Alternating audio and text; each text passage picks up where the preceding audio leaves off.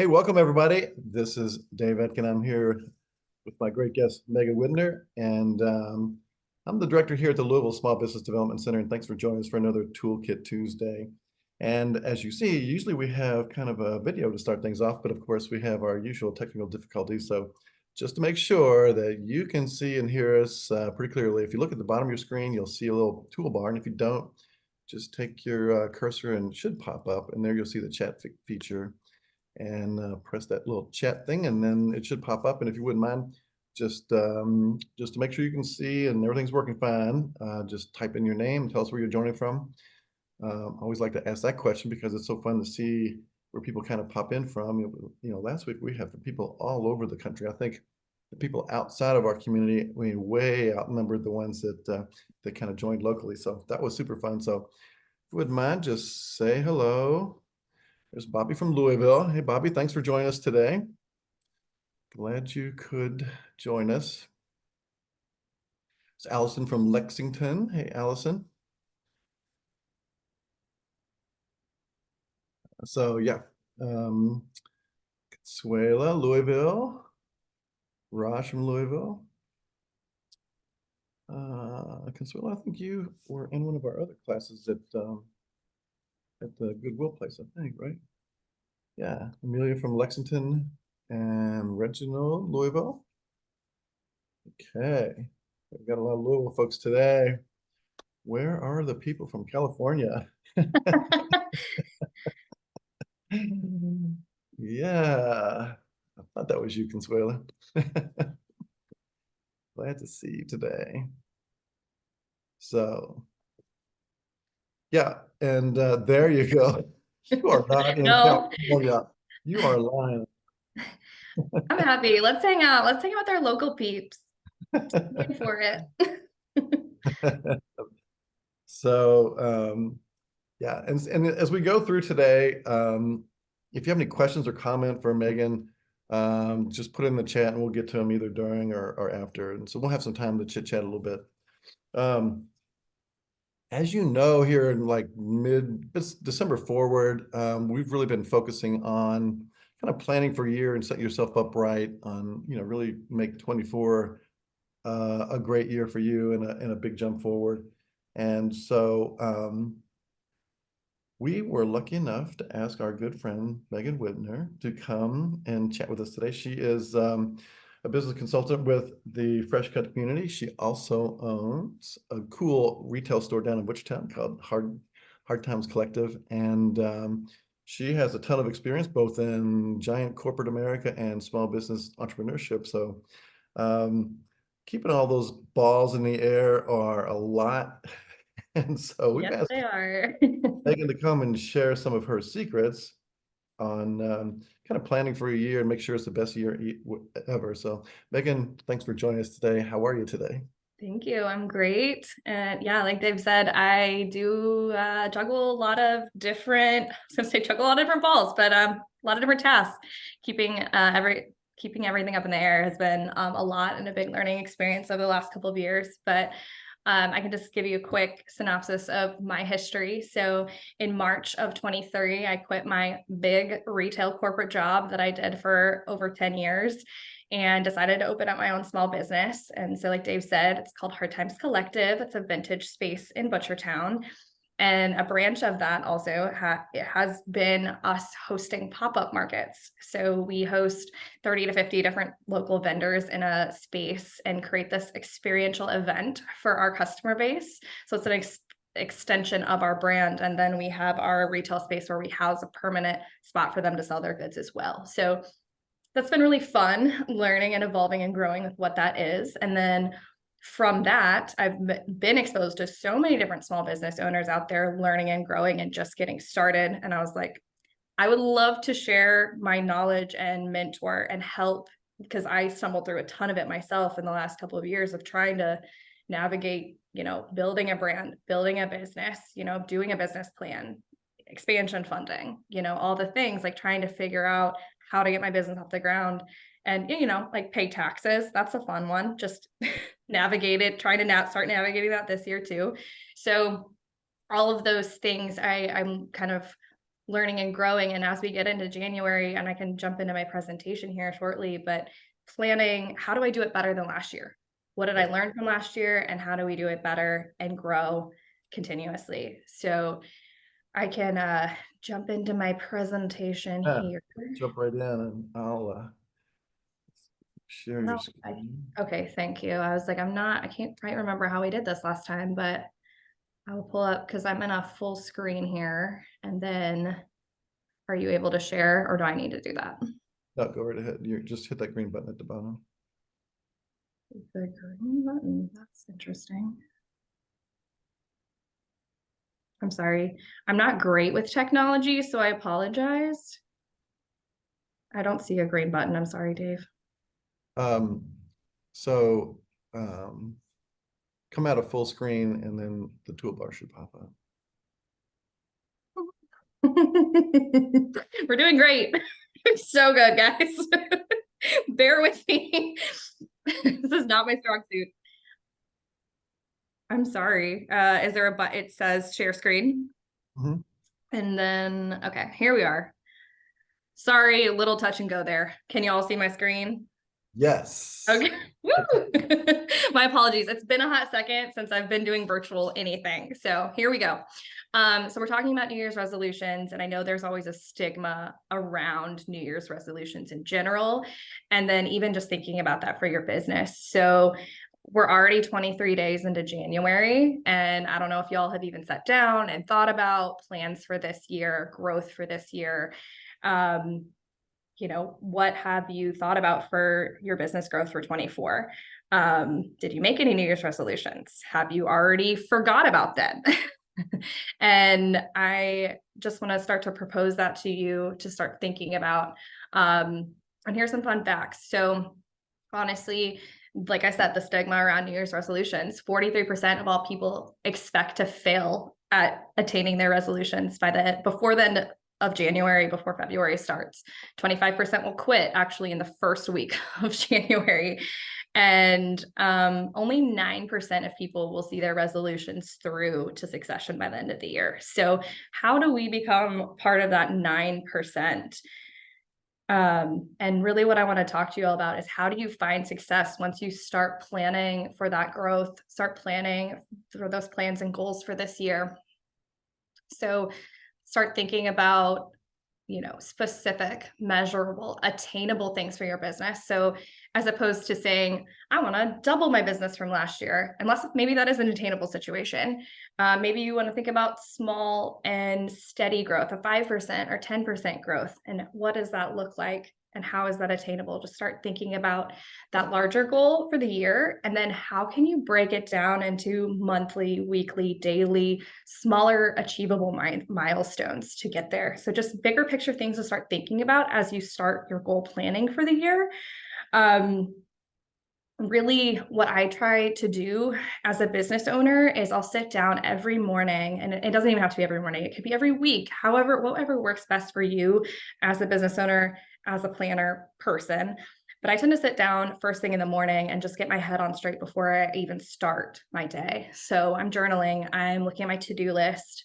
I'm thinking about, I have the mindset of, what do I have to do today to work towards hitting my weekly goal, my monthly goal, etc. So it doesn't feel as big and scary. You're not like, oh, I have to make an extra 10 grand this year because that's my goal. No, it's like, well, how do I make an extra $50 today to work towards my goal? So just kind of thinking about that new mindset as you get into goal planning.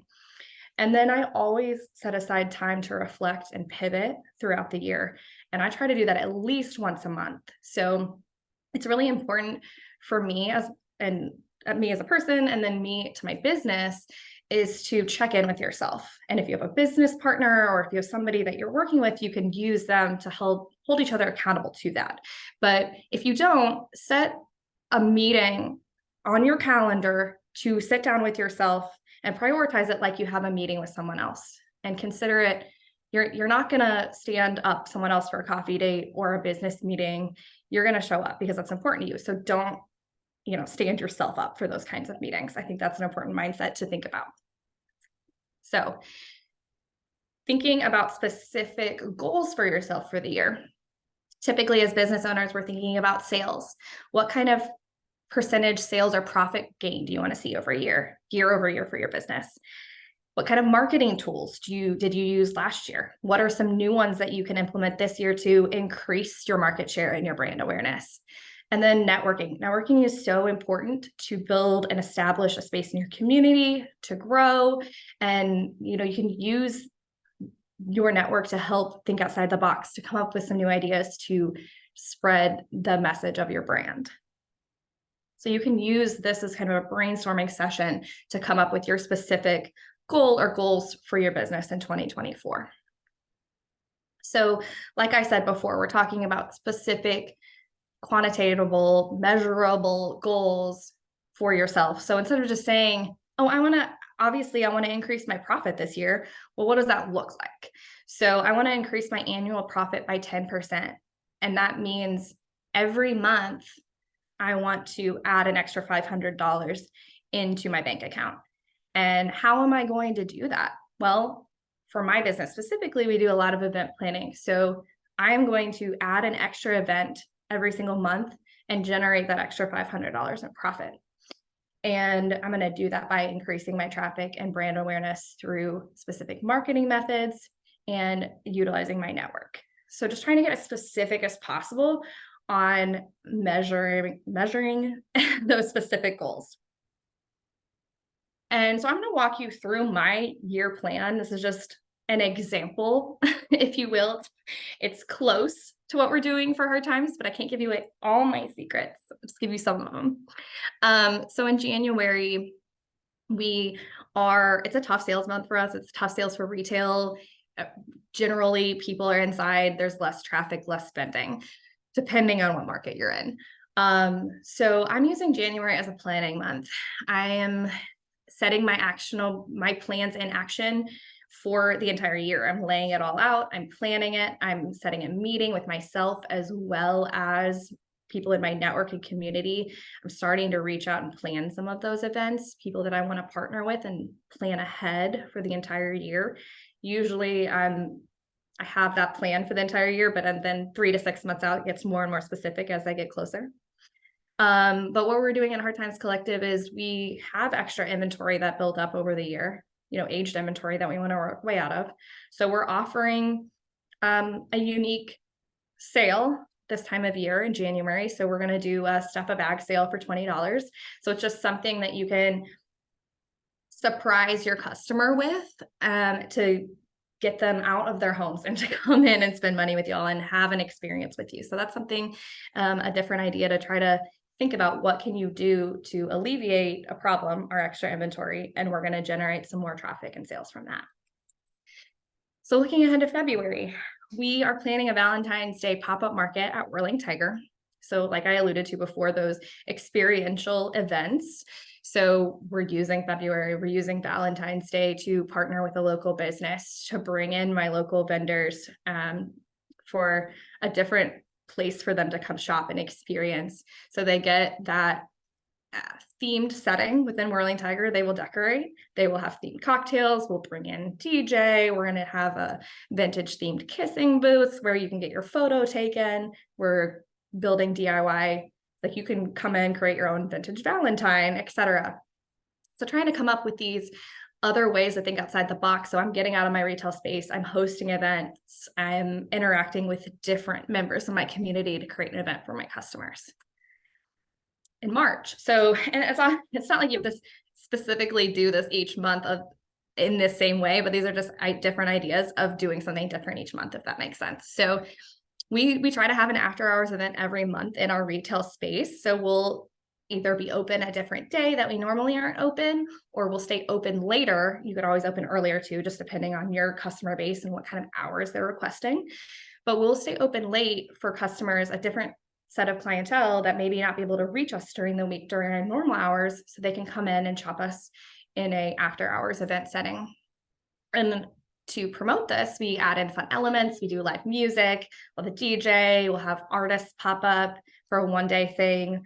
We could, have themed drinks, etc. We even hosted a tattoo artist to come in and do a flash tattoo set. It was fun. And you can also offer a discount or promotion for that specific time period, like a customer appreciation. You get a 10% off all your services that day when you come in during the open hours. Another option or event that we're doing is what I found, where I've started to find success in this experiential event planning is tapping into my customers' lifestyle. So I'm starting to create these events that are adjacent to what I'm doing. So I own a retail space, but I'm hosting a movie brunch pajama party where my clientele can either come shop, buy a pair of pajamas in our store, wear it to the event. And so my customer is primarily female, an elder millennial who likes to spend time with her friends and take care of herself. So I'm building out an event for her. So we're doing this outside of our retail space, but I'm pulling on my community, on my network to get everyone involved and spread the word of my business and my event. So tapping into your customer's lifestyle. So thinking a little bit wider than what are they wanting to come in and shop, or what are they buying from me, but like, what do they do for fun? And how can I use those elements to expand, tap into in order to either market to them better or offer them something different. So something that I keep talking about that's really important is networking. So there's all different kinds of networking events out there in the universe, like a proper networking event where you could come and meet other business owners for coffee or workshop or whatever. So you can attend an event that someone else is hosting from a networking perspective, or you can attend some other kind of event that your competitor is hosting. So, and I hate the word competitor, honestly, because in all reality, we're all business owners out there trying to get it, trying to find success. And there's room out there. There's enough room out there for all of us to grow and succeed. So why don't we support each other? Obviously, there's an element to business owning where you want to differentiate yourself from others. And it is important to know and understand what your brand is doing that's different from other people that are in the same industry. But what I would like for you to do is cultivate supportive relationships with other members of your community, other business owners in the same industry, where you can lift each other up and support each other. You're all going through it together. So how can we help each other? And I think going and attending a new business opening in your industry, or a special event that your competitor is hosting, to go support them through that, I think that means so much more to them and to your community and to your network to be able to do something like that, rather than treating them as a competitor and not supporting, if that makes sense.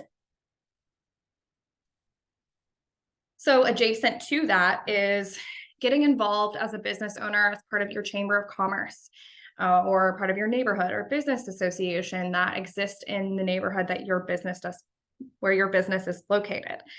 And there are benefits to that, to your business. There's usually some discounts towards services, marketing, you get free advertising, you get part of their social media, networking events. There's usually continued learning opportunities. So there's just a lot of different options as far as joining something in your community and being a part of it. Gets the name out about your brand. And then you also get to build those specific connections from an owner to owner perspective as well. So in June, I'm partnering with the Butchertown Business Alliance, and we are hosting a block party in Butchertown. We're going to bring all of our Butchertown businesses together, I believe at Copper and Kings. It hasn't been announced yet. Y'all are getting some insider information. But if you follow me on Instagram, we'll be posting about it. But y'all should come. It'll be fun. But yeah, that's just another way of getting involved in your community and thinking outside the box. So like I said, thinking outside the box leads into my next slide. Kind of pivoting off of what I said from learning about your customer's lifestyle, you can get creative on how to, feed off of that and partner with other businesses to create offsite events, or even within your retail spaces. So in July, it's summer. We are going to host a body positive pool party. So again, you're like, you own a retail space. What are you doing hosting a pool party? It is feeding off of our customer's lifestyle. Our customer is young and fun, relatively young and fun, and they want to feel happy and confident in their bodies. And they want to be in a space where they feel comfortable wearing whatever they want to wear and being with like-minded individuals to have a good time. So that's what we're feeding off there to create this event.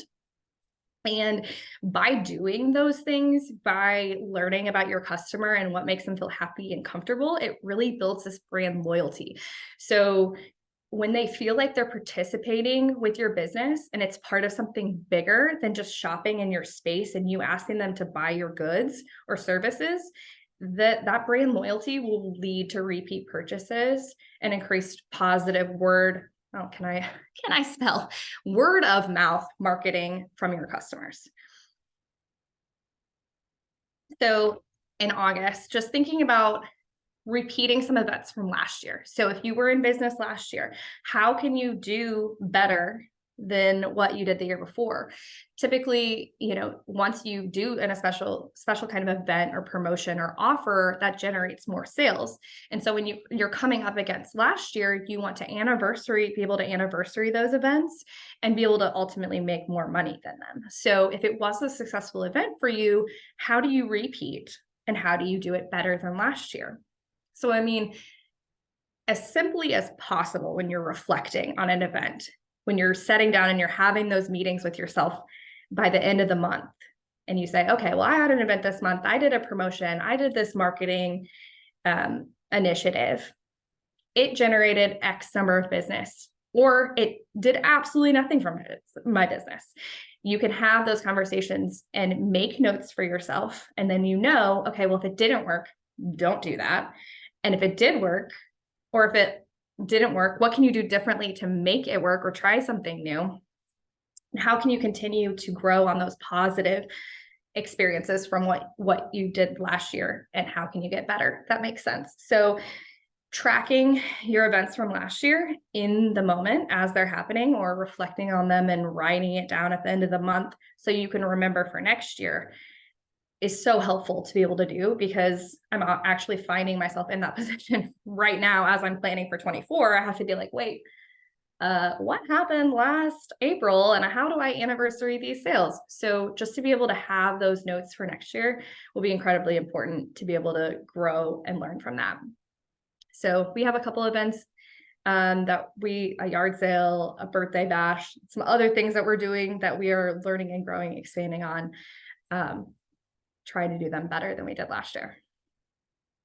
So September, just another option. How do you get your word out about your business, or word about you and what you're doing as a business owner out there into the universe?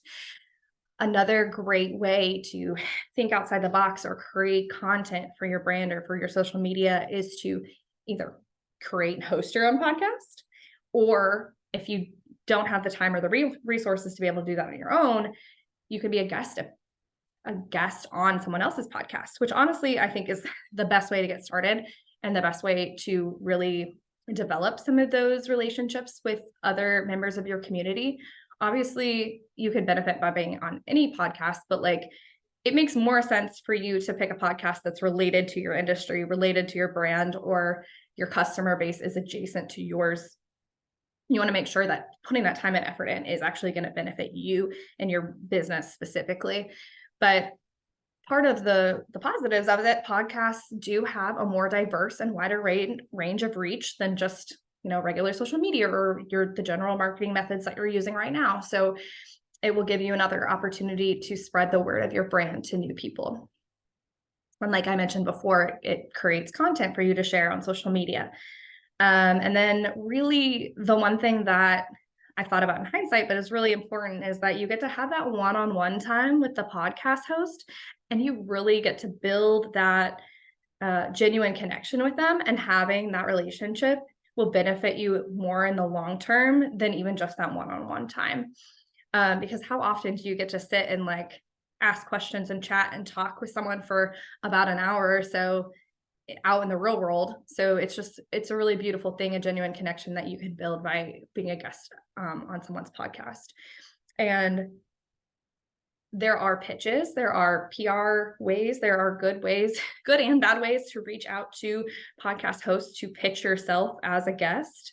And I would love to talk more about that with y'all. And if you have questions, we can talk more about it at the end. I do have kind of to piggyback off of that. I read a ton of press releases for myself. When I first got started, I worked with a PR firm to learn and teach me how to write press releases for myself. And now I will write my own press releases, reach out to my own news media contacts, and pitch myself for interviews. And I do that. Essentially, I invested the money to learn it, how to do it. And then now it's essentially free other than my time that I put in, but I am my own PR firm. So being able to take that time and learn how to do that has been important for me, and being able to learn how to promote yourself in the right way. So it's not just saying, hi, I'm Megan, do you want to interview me? It's, hi, this is my business. I have this story to tell. Here are some ideas that I think I would like to work with you on to write a story, to interview, etc. So there's an eloquency about it that and a cadence to kind of master, if you will, as you're reaching out and making new contacts in the media and trying to build those relationships and pitch yourself essentially as a business. Those interviews, those press releases and interviews will lead to additional content creation and reach for your brand. That is really great and a new way to essentially market yourself out there in the universe. And something to think about is around September and October is when you need to start pitching yourself. So news media works 2 to 3 months out at least. And so if you're wanting to get into local news media for Black Friday plans, holiday gift giving guides, New Year's related coverage, anything around that big Q4 time, it's really important to start reaching out in September, October to be able to begin pitching yourself and your business for those things, because they really get wrapped up early. And I will tell you right now, I learned from that the hard way this year. So something to think about as well as a business owner is giving back to your community from a charity or volunteering perspective. I know that can be hard sometimes as you are just getting started, but I think personally, it's important to me to be able to give back to my community or members of my team and be able to donate some of those things out of the goodness of my own heart to be able to give back to charity or give back to, like I said, the community in a way, if that's something that you're able to do. And being able to volunteer, you can do that. That's something that you can do with your team. And it could really simply be as easy as getting together with your team on a day that you're off and doing a neighborhood cleanup or cleanup around your business. And that, you know, it's an hour of your time that you're taking to spend time with your team to beautify your neighborhood. Or it could be serving at a food bank or whatever it is. I mean, you could even host a fundraising event in your own location where a certain percentage of your events go back to a charity.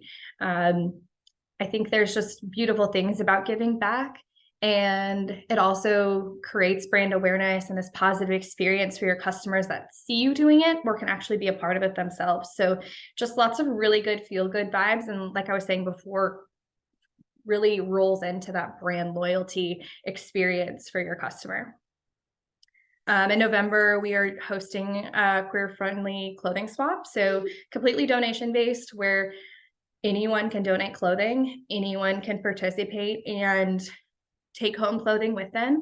It's completely free. And if anyone does want to donate, it will go back 100%. Any donations will go 100% back to charity.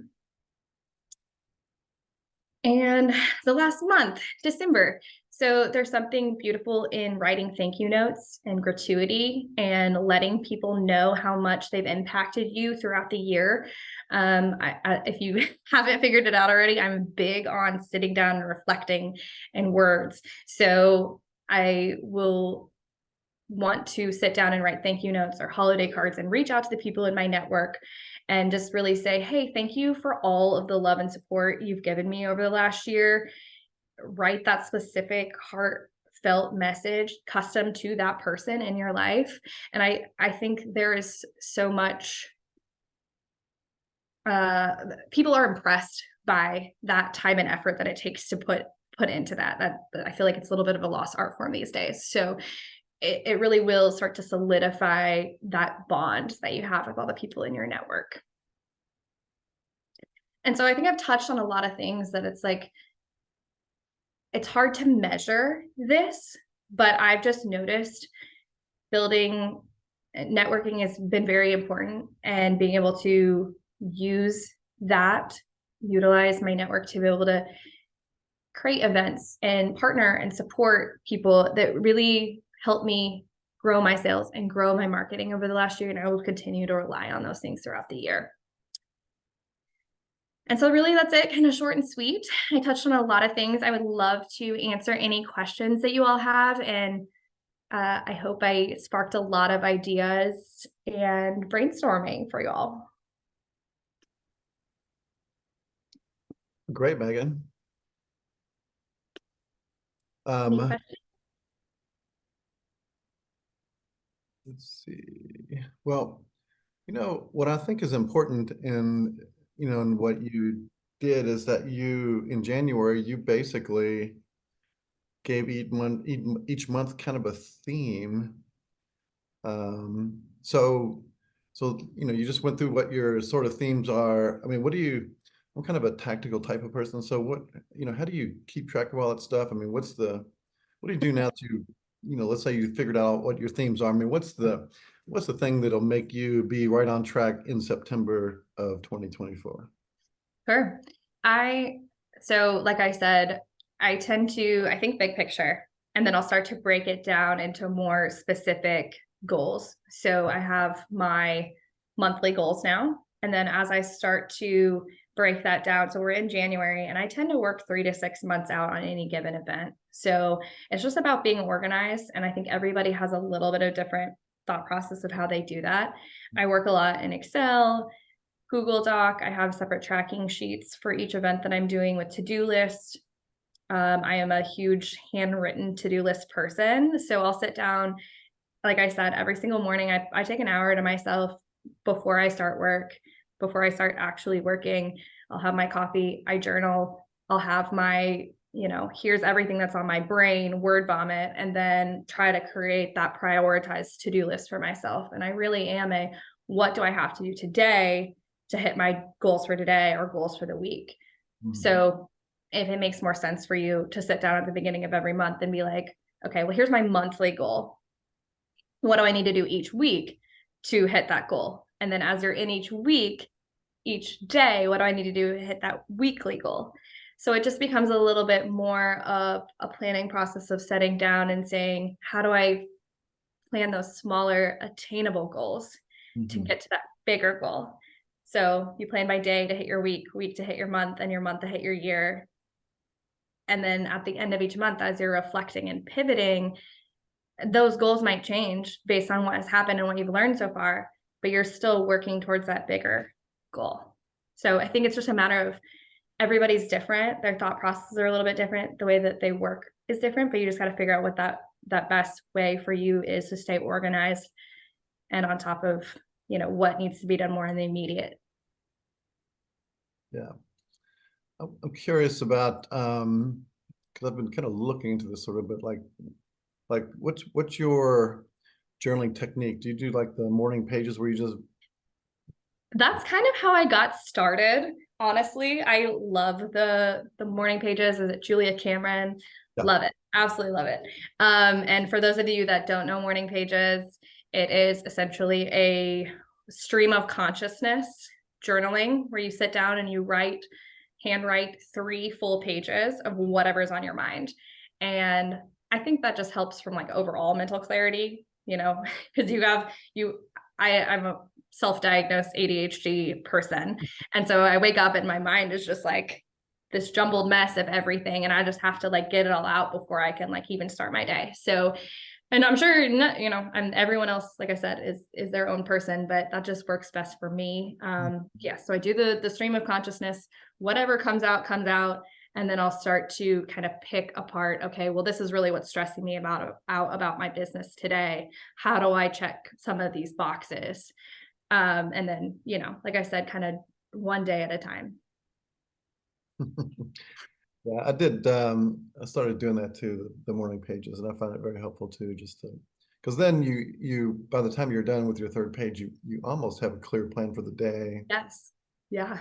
Yeah. I mean, sometimes yes, sometimes no. But for the but most part, yeah, but I usually do. I'm like, okay, I haven't finished talking. I haven't stopped thinking about this thing. This is the thing I need to tackle. right. Yeah. Or whatever, you know. But yeah, that's definitely been a good resource. But yeah, I would say really breaking down your goals and just thinking one day at a time, because I think a lot of people can get overwhelmed with the annual goal, the monthly goal, and you know, trying to break it down makes it a little bit more attainable.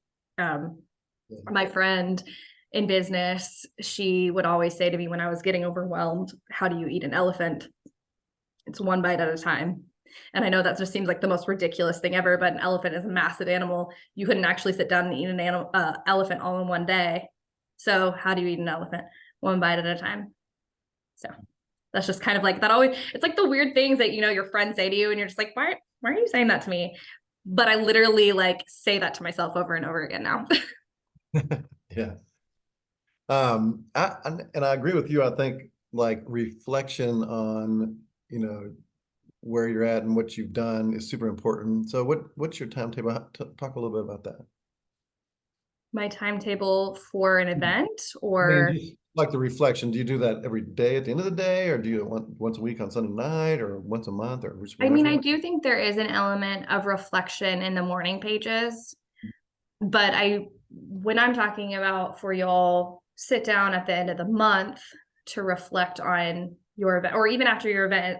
I'm saying it like everyone's having events, but like the things that you're doing in business that month, whatever it may be, you're trying new things, especially the new things that you're trying, to sit down and measure or reflect on what aspects worked, what aspects didn't work, was it profitable, what could have made it more profitable, and how do you make future changes as soon as possible to reflect some of those positive reflections that you're having. So that's what I'm saying, pivoting, because I already sat down and made my plan for the year, but because I planned it in January doesn't mean it is going to be the same when we get to December, because of what I've learned throughout the year.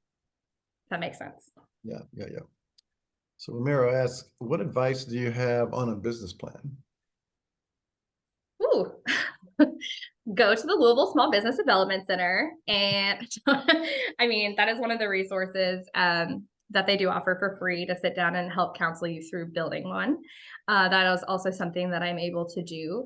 I think if you are just getting started and you haven't officially launched your business, or even if you have, I would say it is incredibly important to sit down and work on your business plan. You know, there's so many aspects of it that'll help you plan and grow, like learn before you even purchase your first pieces of product or inventory or whatever it may be that you're doing. It's important to learn who your customer is, your point of difference, setting up your brand motto, if you will, your mantras, and what you want to live and breathe by. And I think it's incredibly important to do that before you even launch your business. So you have your brand umbrella that you're living and breathing by and making decisions about. And even through building out your business plan, there's a little bit of element of learning and growing through that. So what I recommend is when you're just getting started, before you make a huge investment into inventory or space or whatever it may be, a big financial investment, you're working on a smaller scale first. So you start smaller, you test and you grow, and then you learn what's working. And then once you've identified your product or service that is different in the market that you want to launch with, then go bigger with your business plan, then go bigger with your investment at that point. I hope that helps. I hope that answers the question. That's good. Aldo who says he's from California. I think he was just questioning why California, other than the weather. If you are reaching your monthly goals faster than expected, do you set a higher goal for the year, or do you stick to your initial goals for the Oh, year? absolutely pivot and make more money. If you're making more money, if you're like, oh, well, I want to increase by 5% this year, but you launch in Q1 and you're increasing by 25%, why not? As long as it's sustainable growth that you can keep up with, I 100% recommend making those choices to maintain your 25% growth or whatever it is. That was just numbers in the air, but like, I think there's planning that goes along with that too, though, because it's like, okay, well, I had originally planned for 5%. I made these kind of investments, these kind of choices, these financial plans. Can I invest more money back into my business to sustain? Because if you're outselling your plan, you're going to run out of inventory faster. It's just like thinking ahead to what kind of extra investments you might need to make to maintain that 25% growth. And depending on what industry you're in, bear in mind, not every month is the same. So I don't know what kind of business you have, but is Q1 your biggest month? Is Q4 your biggest month? So like working with a financial planner to say, okay, well, if I'm doing this kind of business in these months, what do we think? Do some projections for the rest of the year to say, okay, can I sustain this? Are the sales going to drop off just naturally based on, trend of what's happening, or what your industry does during the year? So those are things to think about as well, as you're readjusting your plans. Mhm. Okay, great.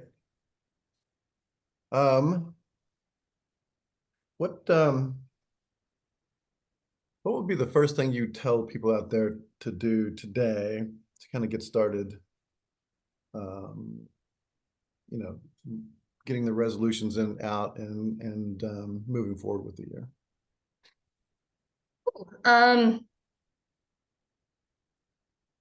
Don't wait. Start today and then learn from it. So I think a lot of people, whether they've started their business or they're thinking about starting their business, you just got to jump in at some point. And I guess I'm the type of person that I try to take risks with, like some mental clarity, some reasoning behind it, but I'm willing to take the risk and do something new outside of my comfort zone within reason in order to learn. And you will either grow or you will fail. And if you take that chance, every single time, and it's okay to fail, you'll have to get back up and say, okay, brush myself off. We learned from that. And what can we do better next time? And that is 100% what you have to do as a business owner over and over and over again. And you just you have to keep getting up. You don't know how many times I failed before I can say I was successful. And we don't talk about that as much as business owners. Even my last event that I planned, I almost canceled it because I had a plan to host a small business tax workshop. I booked out an event venue. I had a ticket sale plan. I had to sell so many tickets in order to actually break even. I had to sell so many tickets to actually profit from the event. And I had to sell so many every month to be able to hit that goal, and I wasn't. So I had to literally say, 1 month into launching this event out into the world, I gotta cancel this thing, or I gotta change the venue. And so I changed the venue and I decreased my ticket price, and I felt like a failure. But I went through, made change, so I had to pivot, change, announce that to the world, and we continued on with our event. So, and it was not my original plan at all. So you could be literally in the middle of your plans and be like, oh shit, this isn't working. I got to fix this. I got to change this. Like, so don't, just because you make a plan in the beginning and it doesn't work, doesn't mean you can't change it and it still be successful. Yeah. Did I answer the question, or did I just like go somewhere else? No, that was good. That was good. I think too what I think we were talking about this earlier, but I think it's kind of a mindset thing, because if you have like a scientist mindset, everything's an experiment. When either you learn what succeeds and you learn what fails. Yep. Absolutely. And, the other thing that I think comes into play for a lot of people is, oh, if I change this or it doesn't succeed, what are other people going to say? Or, there's kind of a, you know, Oh, absolutely. I mean, I think the fear of failure is not necessarily a personal thing, but it's kind of like, well, what are people going to think about me if I cancel this event? Or what are people going to think about me if I have to change it? And, how do I salvage this and still like save face, if you will? So trying to think about that. And I even have the important thing about having a great network is that I have business people out there doing the same thing that I can say, hey, here's what's going on. I'm struggling with this. What would you do? And just to be able to have that person to bounce ideas off of. And my best friend, who also owns her own business, she's my neighbor as well. So we're always over here talking about business. And she's like, it's okay. I've had to cancel events before. You can cancel this if you can't do it. So it's just like, okay, getting permission to, go through that is important. Yeah.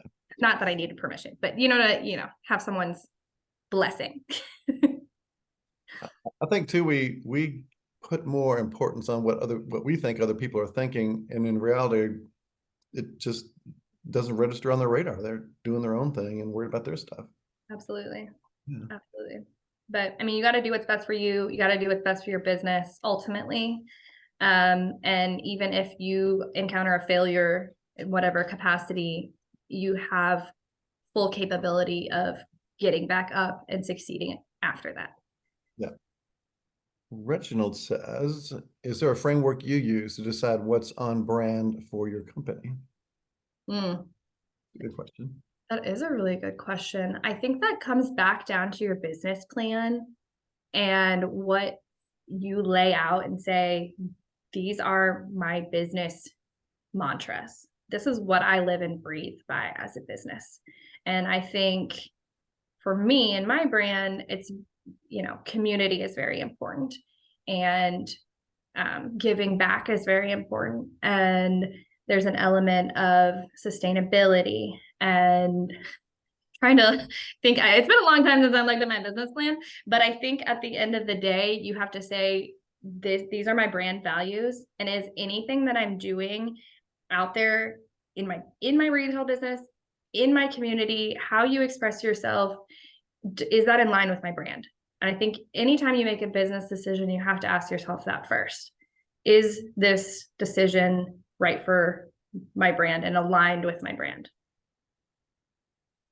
When you're thinking about the brand and your brand, I mean, do you have like your, I don't know, for a better word, your customer avatar, your typical customer in mind when you're doing all that?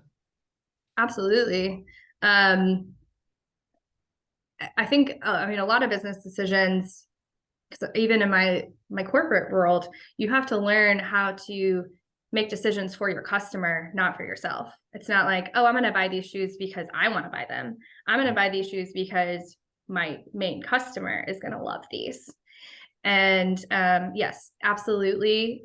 We don't have an avatar named per se, but like I said, our main customer is a female elder millennial who enjoys secondhand shopping. She's a little alternative. She is kind of loud and likes being out with her friends and having a good time. And yes, I like think you have every everything business, but a name. sorry. Sounds like you have everything but the name on I your know we need to name her. What should we name her? She was born in like the 80s, early 90s. Whatever names were, I need to like do a Google and see like popular names from then.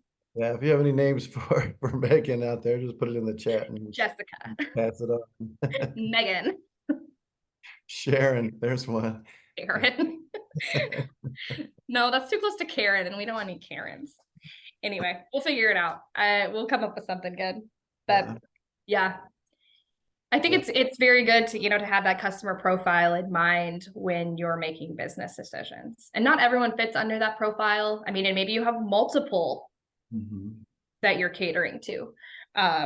Because yeah, we definitely do as well. Obviously we are very LGBTQ plus queer friendly. So we do have that community base as well. That's a bigger umbrella, obviously, but also part of our customer avatar, if you will. So how do we cater to them as well? Yeah. I think that's really cool how clear you are on that. And I think that's really hard for people because especially when you're starting out, you're saying, everybody's my customer, that everybody can use my thing, but that's probably not the case. Yeah, absolutely. I mean, I think it's very important. And as we go back to talking about your business plan and operating plans, to narrow down to who you want to cater to, you're not going to be for everybody.